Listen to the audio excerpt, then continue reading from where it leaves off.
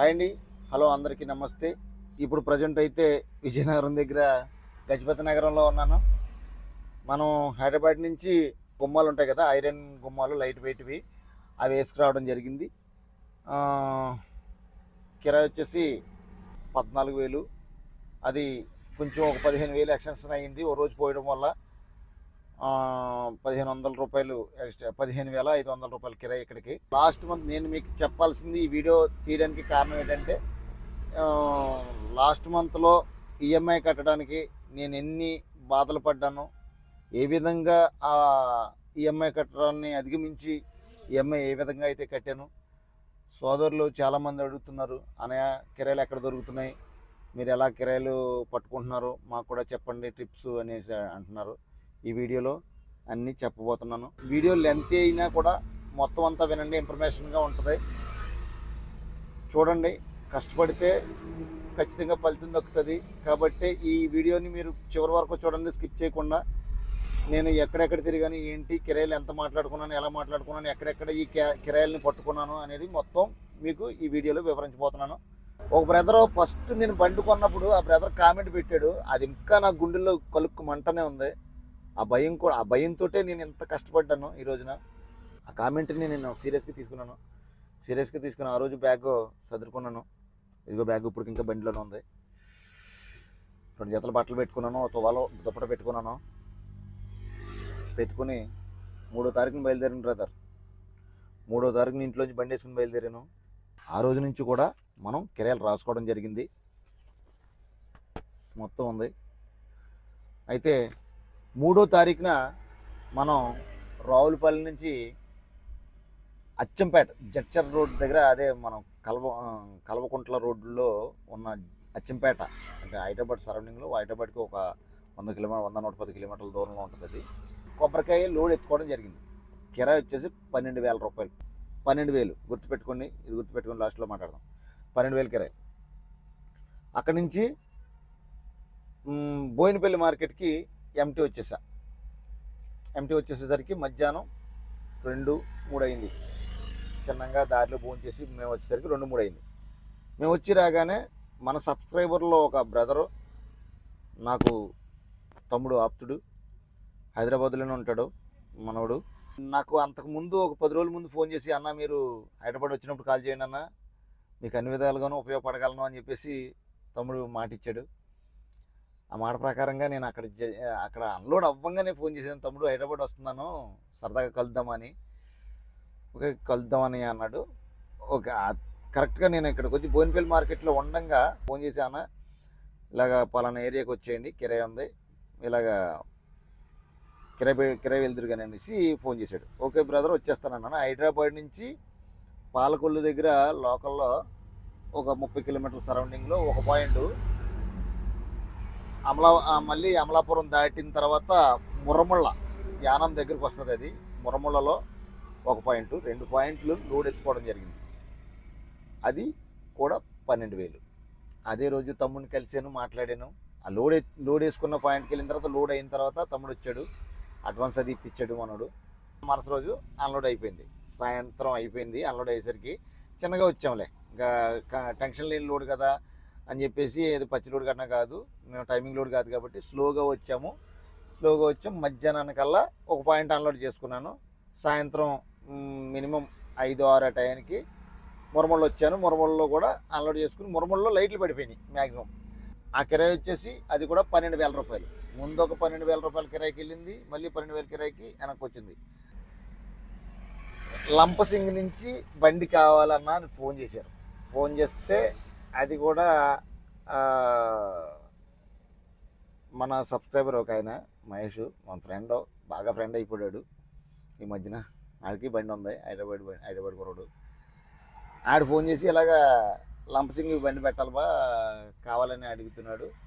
అంటే అరే నేను ఇలా పలానా చోట ఉన్నాను, పలానా చోట నుంచి పలానా చోటకి వెళ్ళాలంటే మినిమం 160 కిలోమీటర్స్, 180 కిలోమీటర్లు ఏమో ఎంటీ వెళ్ళాల్సి ఉంటుందిరా, దగ్గర 1,500 రూపాయల ఆయిల్ ఊరకే కాలిపోద్ది, మరి ఎలాగరా అనేసి అంటే, సరే అయితే ఒకసారి మాట్లాడు అన్న. బండి అర్జెంట్ కాబట్టి ఆ 1,500 ఎక్స్ట్రా పే చేస్తాము, మామూలుగా 14,000 అలా నడుస్తుంది, 14,500 నడుస్తుంది. లంసింగ్ నుంచి 15,000 దాకా కూడా ఇస్తున్నారు. ఆ కిరాయి వాళ్ళు ఏమన్నారంటే 15,000 దాకా ఇస్తున్నారు కదండి, ఒక 1,000 రూపాయలు ఆయిల్కి కలపండి వచ్చేస్తాను అన్నాను. ఓకే అన్నారు, బయలుదేరాను. 16,000 రూపాయల కిరాయి. గుర్తుపెట్టుకోండి బ్రదర్స్, కిరాయిలు నేను ఎంత చెప్తున్నానో మొత్తం అన్నీ లాస్ట్లో ఫైనల్గా టోటల్ చేసి చెప్తాను ఎంత మిగిలింది అన్నది.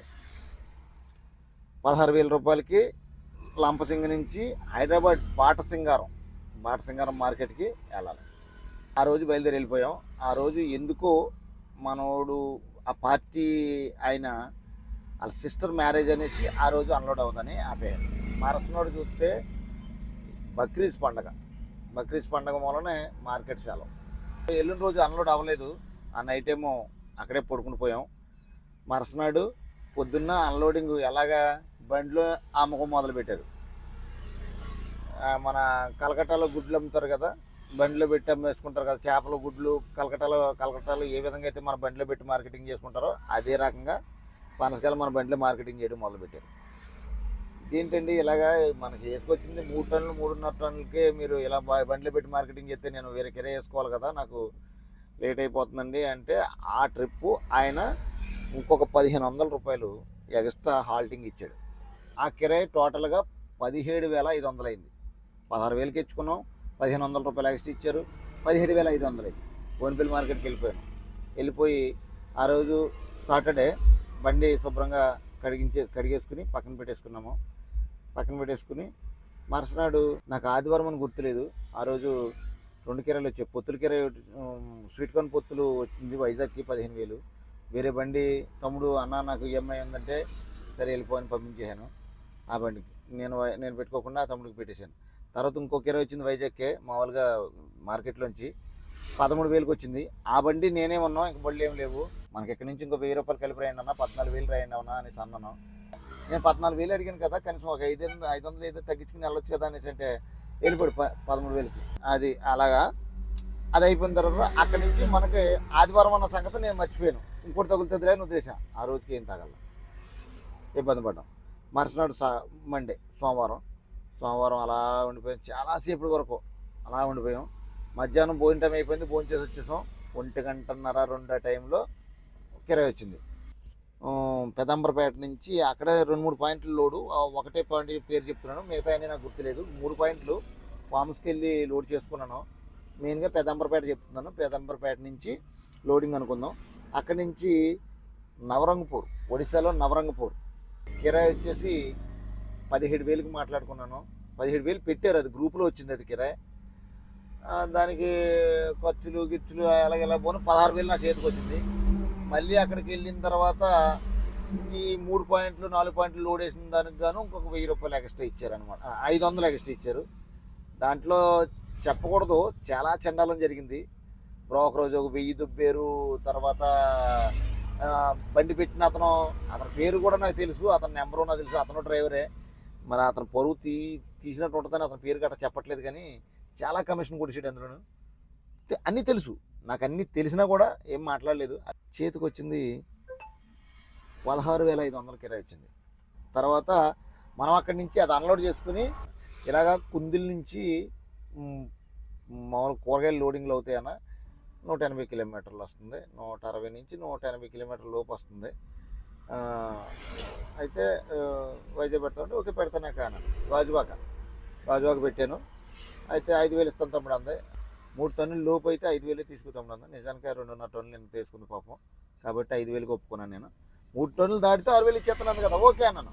మరి ఖచ్చితంగా అలా కూరగాయలు కొనుక్కునే వాళ్ళు ఎలాగో 3 టన్నులు వేస్తారు కదా లెక్కేసాను. అయిపోయింది. 5,000కి తీసుకున్నాను. 5,000 తీసుకుని వెళ్ళి దించేసాను. దించేసిన వెంటనే ఈ లోపల బాబురావు అన్న అతను అప్పుడు మళ్ళీ ఫోన్ చేసినప్పుడు ఏమన్నానంటే, ఇటు మళ్ళీ వెనక్కి రావాలంటే నాకు 2,000 రూపాయలు ఆయిల్ కాలుతుంది. అక్కడి నుంచి నేను అడిగిన 9,000, ఇంకా నేను ఎక్స్ట్రాగా ఏం అడగట్లేదు. ఆ 9,000 ప్లస్ ఈ 2,000 11,000 రాస్తే మళ్ళీ వచ్చి లోడ్ వేసుకుంటాను అన్నాను. వచ్చేయను. ఈ వైజాగ్ అన్లోడ్ అయిపోయిన తర్వాత ఇది జరిగింది మాట. మళ్ళీ వెనక్కి వెళ్ళిపోయి వైజాగ్ అన్లోడ్ చేసుకుని మళ్ళీ వెనక్కి వెళ్ళిపోయి 11,000కి రాజమండ్రి ఎత్తుకుని వచ్చాను. కిరాయి తీసుకుని శుభ్రంగా నేను మన రాజమండ్రి సర్వీస్ సెంటర్కి వెళ్ళిపోయి 10,000 సర్వీసింగ్ చేయించుకుని ఇంటికి వెళ్ళిపోయాను. ఆ రోజుకి 12వ తారీఖు స్టార్ట్ అయింది, 3వ తారీఖు. ఓవరాల్గా చూస్తే ఖచ్చితంగా 10 అంటే 10 రోజులు. ఓకే ఫ్రెండ్స్, ఇప్పుడు కిరాయిలు మొత్తం టోటల్ చేసుకుందాం. మనం స్టార్టింగ్ ఇక్కడ నుంచి లోడ్ ఎత్తుకున్న కిరాయి వచ్చేసి 12,000 రూపాయలు. హైదరాబాద్ నుంచి వెనక్కి నార్మల్ ఎత్తుకున్న కిరాయి 12,000, 24,000 అయింది అక్కడికి. మళ్ళీ మనం లంపసింగి నుంచి హైదరాబాదు వెళ్ళింది 16,000 ప్లస్ ఒక 1,500 కలిపితే 17,500. మళ్ళీ అక్కడి నుంచి కోడిగుడ్లు ఎట్టుకుని వచ్చింది 16,500 మన చేతికి వచ్చింది. అక్కడి నుంచి మళ్ళీ 5,000 రూపాయలకి వైజాగ్ వచ్చింది.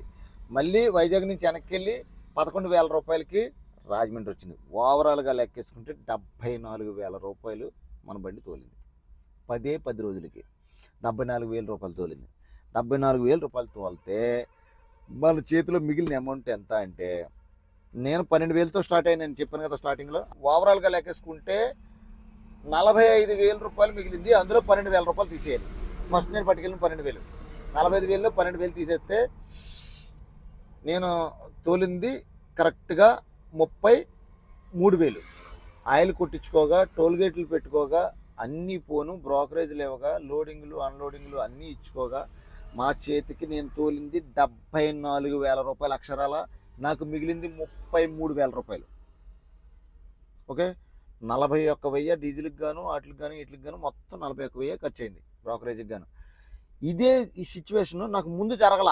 ఎందుకో చెప్తాను వినండి. ఒక సైడ్ వ్యాపారమే అయిపోయింది, మంచి కిరాయిలు కాదు. ప్రతి ఒళ్ళు కూడా గుర్తుపెట్టుకోండి ఫ్రెండ్స్, ప్రతి ఒళ్ళు కూడాను రిటర్న్ బండి అని అడుగుతుంటే రిటర్న్ బండికి కిరాయిలు సరిపోవు. అలా అయితే ఈఎంఐలు కట్టలేరు.